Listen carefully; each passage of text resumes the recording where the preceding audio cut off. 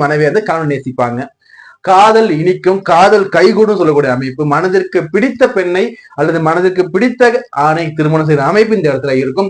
ரெண்டாவது பாத்தீங்கன்னா இந்த இடத்துல இருக்கும்போது பாத்தீங்கன்னா லக்னாதிபதி 7ல இருக்கும்போது இவர் நேரம் லக்னத்தை பார்ப்பான்.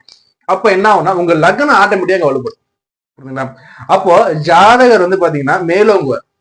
புரியுதா? தன் செயலினால் தன் முயற்சியினால் ஜாதகர் மேலோங்கி வரதரும் வாய்ப்பை இந்த லக்னாதிபதி 7ஆம் இடத்தை ஏற்படுத்தி கொடுக்கும். அதே மாதிரி மனைவி வந்த பின் வாழ்க்கையில முன்னேற்றத்தை கொடுக்கிறது. கணவனும் மனைவியும் இணைந்து பொருள் தேடுறது, கணவனும் மனைவி இணைந்து பிசினஸ் பண்றதெல்லாம் இந்த 7ஆம் இடத்துல இந்த லக்னாதிபதி இருக்கிறவங்களுக்கு நடக்குங்க. அதே மாதிரி பாத்தீங்கன்னா சிலர் ரொம்ப கஷ்டப்படுவாங்க, கல்யாணம் ஆகும் டக்கு டக்குன்னு மேல வந்துருவாங்க. அது மாதிரி அமைப்பு லக்னாதிபதி 7ல இருப்பாங்க.